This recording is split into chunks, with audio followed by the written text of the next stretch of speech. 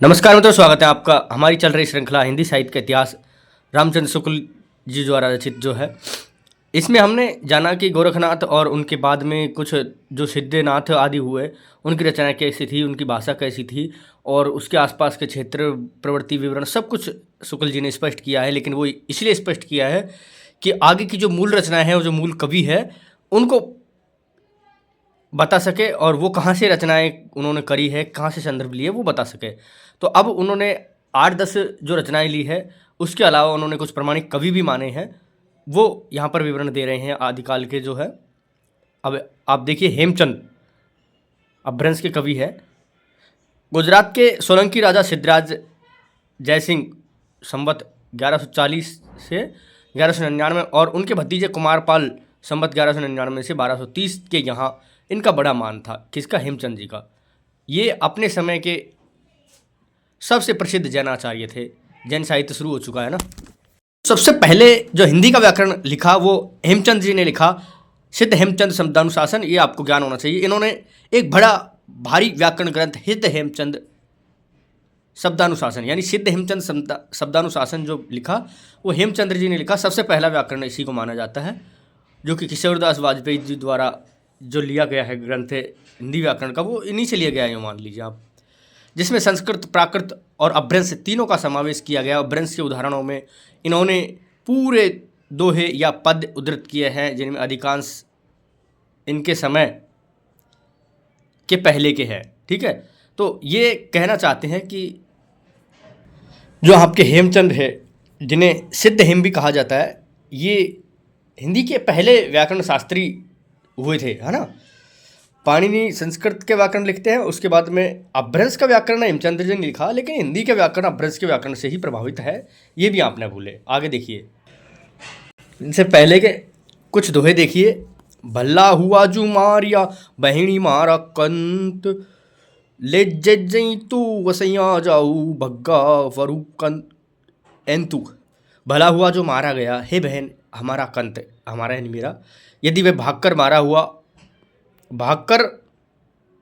यदि वह भागा हुआ घर आता तो मैं अपनी समवयस्काओं से लज्जित होती। कहने का अर्थ ये कि कवि यहाँ पर कहना चाह रहे हैं कि हे सखी, हे बहन, बहुत अच्छा हुआ जो मेरा पति मारा गया है, नहीं तो मैं अपनी सहेलियों के साथ में अपनी जो है समवयस्काओं के सामने लज्जित हो जाती कि वो लौट कर आया है, युद्ध में पीठ दिखाकर आया है, वो मर गया तो बढ़िया रहा। जैसो न आवई दूती, जैसो न आवे दुई घर कौं, अहो मुँह तज्जू वेणु जय खड़ई तऊ, सही ऐसो पीऊ होई न मुज्जू।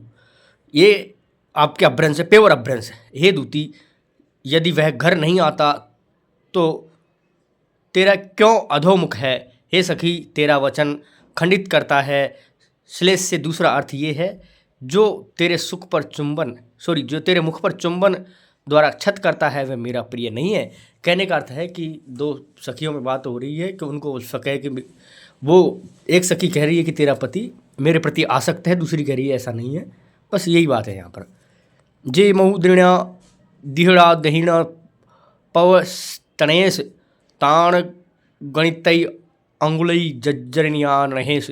कहने का जो दिन या अवधि दैत अर्थात प्रिय ने प्रवास जाते हुए मुझे दिए थे, उन्हें नख से गिनते गिनते मेरी उंगलियां जर्जरित हो गई है, घिस गई है। पिय संगमई कौ निद्धटी पियहो परखौ केव, मोई बिन्नई बिना साई निंदई एव न तेम। प्रिय के संगम में नींद कहाँ और प्रिय के परोक्ष में भी क्यों कर आवे। मैं दोनों प्रकार से विनाशिता हुई, न यो नींद न त्यों नींद। अपने व्याकरण के उदाहरण में हेमचंद ने भट्टी के समान एक द्वाश्रय काव्य की रचना की है, जिनमें अंतर्मुख कुमारपाल चरित नामक एक प्राकृत काव्य भी है। इस काव्य में भी अपभ्रंश के पद रखे गए हैं। कहने का अर्थ है कि भट्टी संस्कृत के कवि थे, आचार्य थे, तो भट्टी ने भी एक व्याकरण लिखा है और ऐसे ही हेमचंद ने लिखा है। हेमचंद ने सबसे बड़ा उदाहरण उन्होंने दिया है किसका? कुमारपाल चरित का, है ना। अब आगे आइए, हेमचंद के बाद में हुए हमारे सोमप्रभ सूरि और ये जैन आचार्य थे। जैन परंपरा की शुरुआत हेमचंद से हो गई है, ठीक है। हेमचंद से भी पहले आपकी देव से हो गई है। ये भी एक जैन पंडित थे। उन्होंने संवत 1241 में कुमारपाल प्रतिबोध नामक एक पद्यमय संस्कृत प्राकृत काव्य, जिसमें समय समय पर हेमचंद द्वारा कुमारपाल को अनेक प्रकार के उपदेश दिए जाने की कथाएं लिखी गई है। यह अधिकांश प्राकृत में है, बीच बीच में संस्कृत श्लोक और अभ्रंश के दोहे हैं। अभ्रंश के पदों में कुछ तो प्राचीन है और कुछ सोमप्रभ द्वारा सिद्धपाल कवि के बनाए हैं। प्राचीन में से कुछ दोहे दिए जाते हैं। कहने का अर्थ ये है कि ये जो सोमप्रभ सूरी है, उन्होंने आपके हेमचंद जी का ही अनुसरण किया है। कुछ रचनाएं हेमचंद जी की उन्होंने ले ली है, क्योंकि कुमारपाल जो थे हेमचंद के समकालीन थे। कुमारपाल हेमचंद के राजा थे। हेमचंद कुमारपाल के यहाँ रहते थे। तो जब कुमारपाल को हेमचंद कुछ उपदेश देते थे तो उन बातों को वो लिख देते थे, और उन्हीं बातों को कुमारपाल वाली को ही सोमप्रभ सूरी ने कुछ बताया है, कुछ अलग करके, कुछ अर्थ बदल के, ठीक है। देखिए, रावण जायऊ जही दिहऊ दही मुँह एक शरीरू चिंता वही तई जणी कवनु पियावई खीरू। जिस दिन 10 मुंह का एक सिर वाला रावण उत्पन्न हुआ, तभी माता चिंतित हुई कि दूध किसे पिलाऊं। रानी रावण के बारे में कही गई है बात। बेस विशिष्ठई वार्य जवई मनोहर गत गंगा जल पखालिवि सुनहि की होई पवित्र।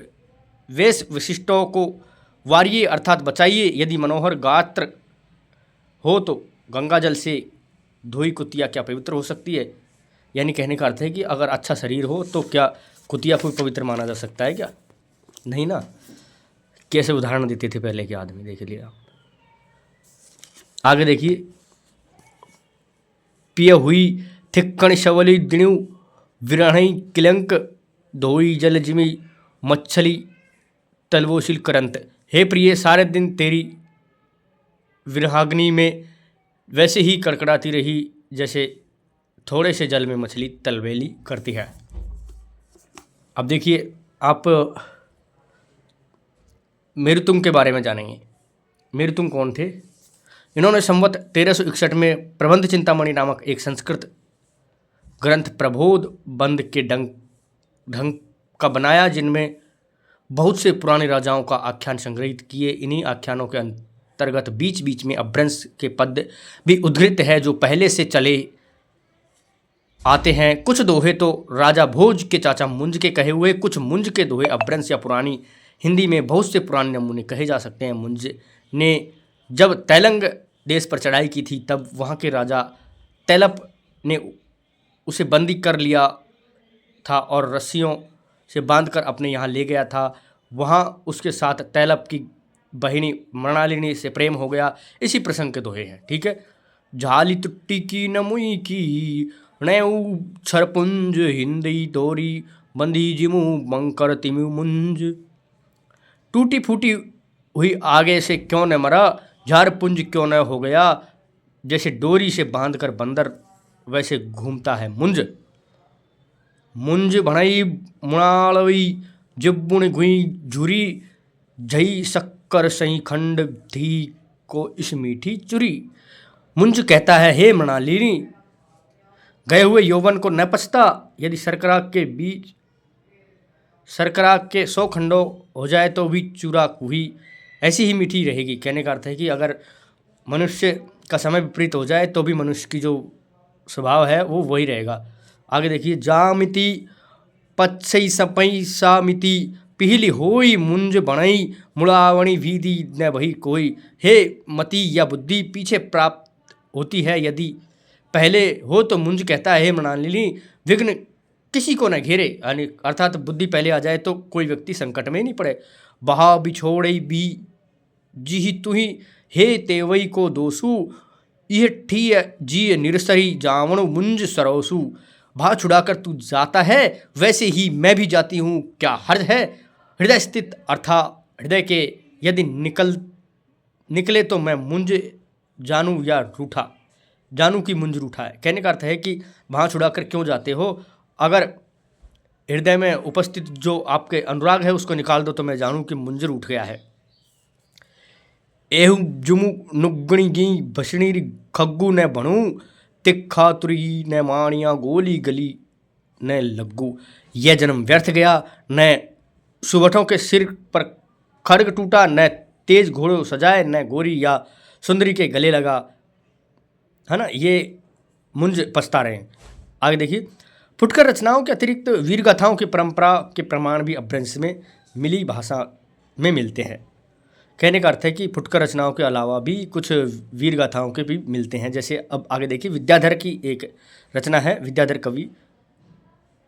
विद्याधर इस नाम के कवि ने कन्नौज के किसी राठौड़ सम्राट शायद जयचंद के प्रताप और पराक्रम का वर्णन किसी ग्रंथ में किया। इस ग्रंथ का पता नहीं, पर कुछ पद्य प्राकृत पिंगल सूत्र में मिलते हैं। जैसे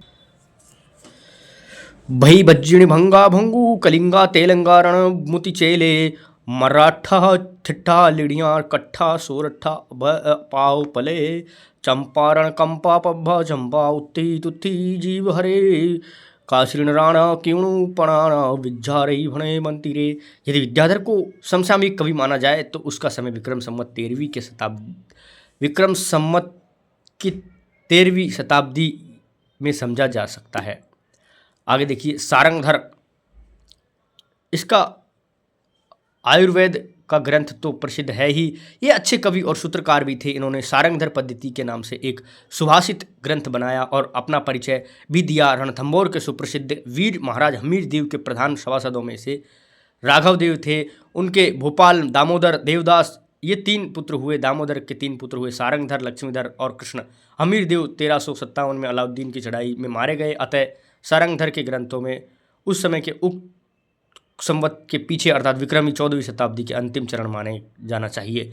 सारंगधर पद्धति में बहुत साबर मंत्र और भाषा चित्र काव्य दिए गए हैं, जिनमें बीच बीच में देश भाषा वाक्य आए। उदाहरण के लिए श्री मल्लदेव राजा की प्रशंसा में कहा हुआ श्लोक देखिए। नून बादलम छाई खेती श्री नाम शब्द खरा शत्रु पाड़े लुटाई तो ही आसानी भवन तू टूढ़ा फट्टा झूठे गर्व भरा मलानी साहसो रे कलंक मेरे कहे कंठे पाग निवेश जाए शरणम श्री मल्लिदेव विभुनम। है ना।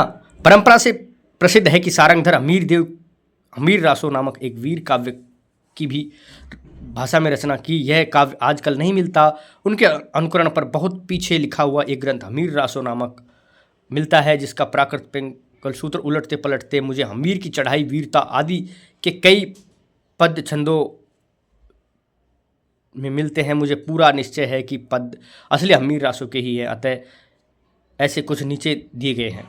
देखिए, ये जो लाइन है प्राकृत पिंगल सूत्र उलटते पलटते, ये किसकी है, ये पूछा जाता है। इसे आप नोट कर लीजिए, यहाँ से लेकर के यहाँ तक। ढोला मारिया ठिली मही मुच्छई में जो शरीर पुर जज्जला मंतिवर चली वीर हमीर पावर मेर कंपई दिगमन अणहे अनहार धूली सुरही आच्छारही दिगमन अणहे अंधार आना सुखुर शाणु उल्ला दामरी दमसी बिकप मारू ढीली यह ढोला। दिल्ली में ढोल बजाया गया, मलेच्छों के शरीर मूर्छित हुए। आगे मंत्रीवर जज्जल को करके हमीर वीर चले। चरणों के भार से पृथ्वी कांपती, दिशाओं के मार्गों में आकाश में अंधेरा हो गया। धूल सूर्य के रथ में आच्छादित करती हुई ओल में खुरसाती ले जाते विपक्षियों में दरमल का दबदबा। दिल्ली में ढोल बजाया गया। कहने का अर्थ है कि जज्जल जो इनके सेनापति थे वो साथ में थे और हमीर देव ने दिल्ली पर चढ़ाई करी। एक आपने दोहा और सुना होगा राजस्थानी में, सतवन सिंह कदली फले एक बार सतु हमीर हट त्रिया तेल चढ़े न दूजी बार। वो हमीर हट के बारे में आपको हमीर रासो पढ़ना पड़ेगा। आगे देखिए, पिंथौ थी सन्नाट बारई उपई पखर दई बंधु समझरी रणई दसेन सही हमीर पखणे लई अड्डू उणह पई भई खब श्रेणी जलई पखर पखर ढेली पेली अफर अपखालई हमीर कज जज्जल भणई कोलाहलमई जलई सुल्तानी तीस करवाल तई करवल दिश चलई। दृढ़ सन्नाटा पहले वाहनों के ऊपर पखरे डाली, बंदूक बांधवों से विदा लेकर रण में धसा, मीर शाही वचन लेकर तारों को नवपंथ में फिराऊं, तलवार शत्रु से सिर पर झड़ू, पाखर से पाखर ढेल फेल पर्वत को हिला डालू। जज्जल कहता है कि हमीर के कार्य के लिए मैं क्रोध से जल रहा हूँ, सुल्तान के सिर पर खड्ग देकर शरीर छोड़कर मैं स्वर्ग की ओर जाऊं। है ना, ये वीरता का वर्णन है, वीर रासो ये है सब। कहने का मतलब वीर गाथा काल क्यों कहा है, ये है पहवर धमरी धरणी द्रुणी जुद्धई धुरई झपई कमर कमठ पिठु ठरपई मेठ मंदर सिर कंपई कोहे चलई हमीर वीर गुंजई सुथरे क्यों कट्ठे हा कंद मुच्छई मेछऊ पूथे।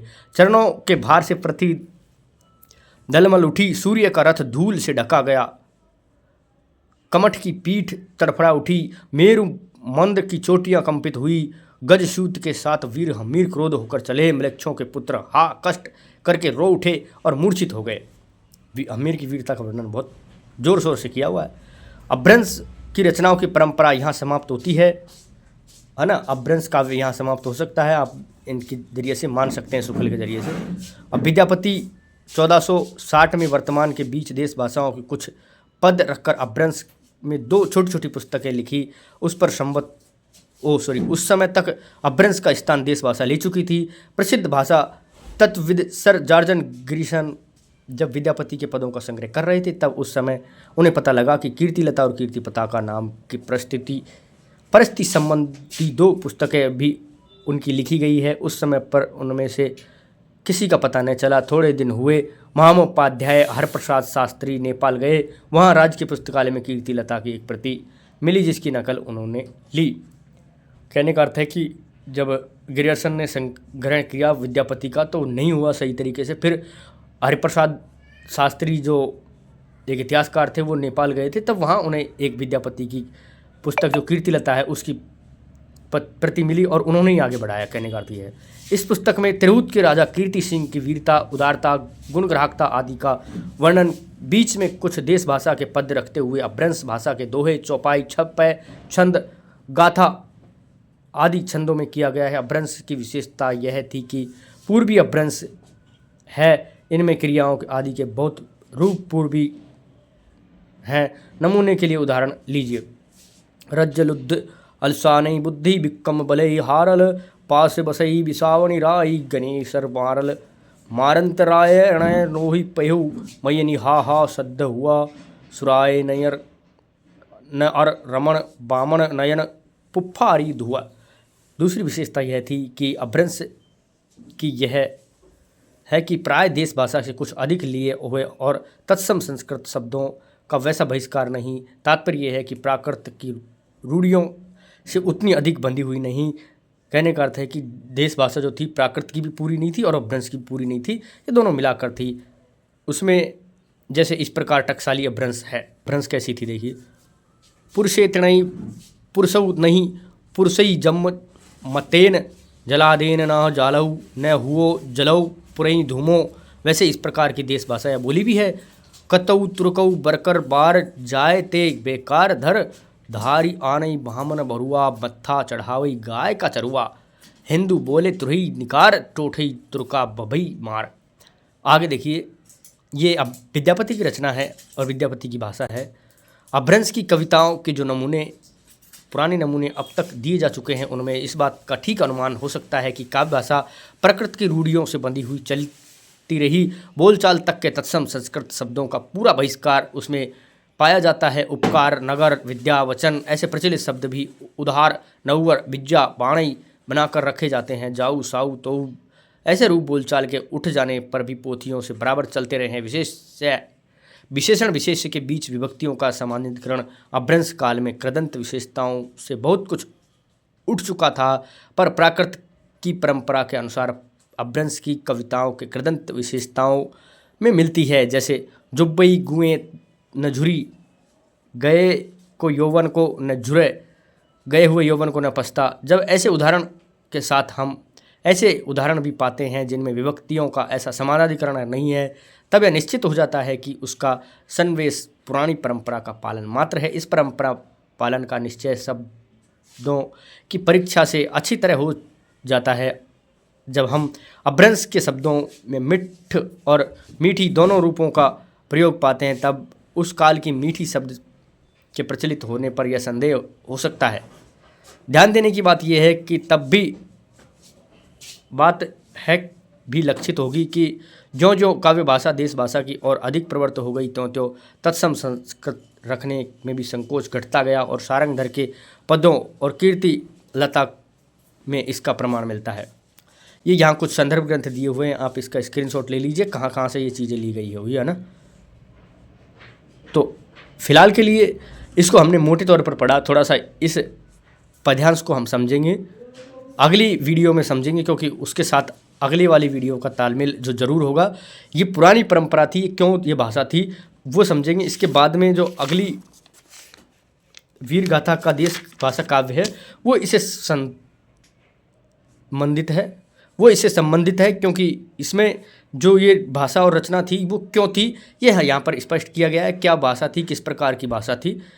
तो फिलहाल के लिए इस सत्र में इतना ही, मिलते हैं अगले सत्र में। नमस्कार, धन्यवाद।